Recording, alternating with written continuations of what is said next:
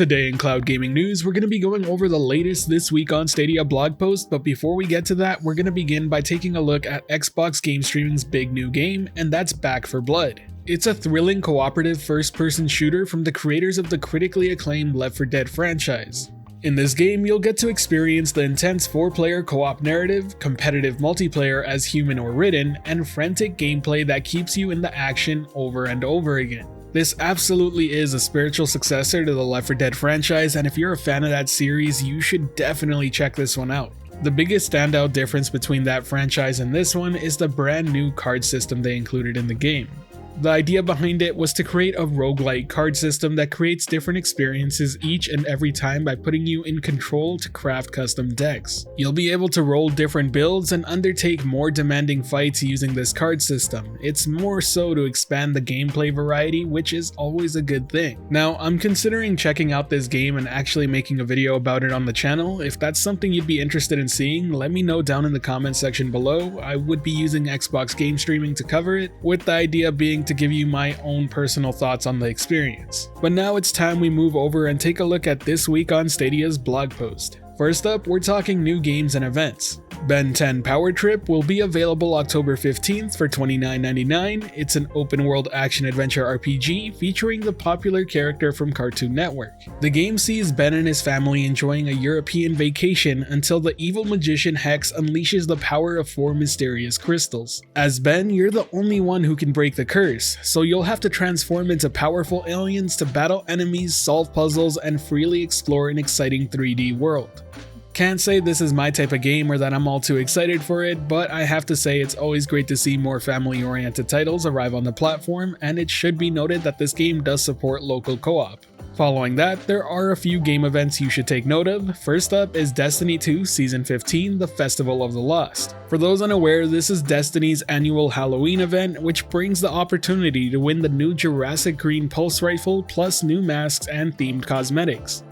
I gotta say, I really dig the dinosaur theme they have going on this year, and I'm totally gonna try and get one of those armor sets. The festival kicks off today, so feel free to hop on Destiny 2 and enjoy it. But that's not the only Halloween event going on right now. In fact, this one wasn't included in the blog post, but I figured I'd add it here because it is worth checking out, and that's Rainbow Six Siege's Doctor's Curse. This is a 5v5 hide-and-seek style monster hunt mode. This all takes place in a Frankenstein-themed version of the theme park map, and according to the player base, this is probably one of the best game modes that Ubisoft's ever added to the game. Many people in the Siege community are excited. There are exclusive time-themed cosmetics to earn, so if you're a Siege fan, now's a great time to check it out. And following that, there is yet another Borderlands 3 free play weekend. Stadia Pro subscribers can play this looter shooter for free beginning at 9 AM Pacific Time, October 14th, through 9 AM Pacific Time, October 18th. I wouldn't be too surprised if any of you out there have already beat this game based solely on the free play weekends or are close to completing it. In fact, if you have, do let me know down in the comment section below. I'd love to hear it. And with that out of the way, let's move on to some feature rollouts. First up, we have Direct Touch now being fully supported on iOS. This is the new input method which originally launched with Humankind in August. It allows players to use their phones directly to swipe and tap their way through the game using touch controls. It's a system that works really well and something I would love to see more games adapt. For Humankind, there is a few issues I brought up, such as some of the text being a little too small when you're having to touch around.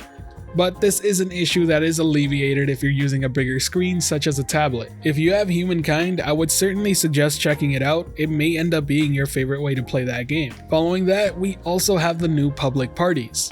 Now this is a feature that's slowly been rolling out over the past couple of weeks. I myself just got it yesterday. It allows you to create public parties on Stadia to find players interested in playing the same game as you. Think of it like an LFG system to find like-minded players who are trying to do the same activity as you.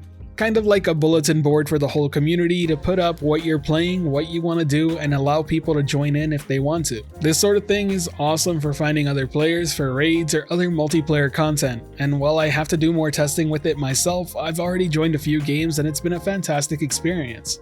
This feature certainly deserves more credit than it's probably getting right now. It really does help with the whole multiplayer issue about not being able to find other people to play with on Stadia, and it's going to become an even better feature when there are more people playing on the platform since there will be more parties to join. Let me know if you've used the party system at all and what your experience has been with it so far. And with that, we wrap up all the cloud gaming news of the day. If you enjoyed this video or found it helpful at all, be sure to hit that like button as it really does help the channel out. And if you're wanting more content like this, be sure to subscribe and hit that notification bell as well. As always, thank you for watching the video. This has been the Virtual Cloud, giving you the latest and greatest on everything cloud gaming and VR related. And until next time, I'll catch you in the clouds.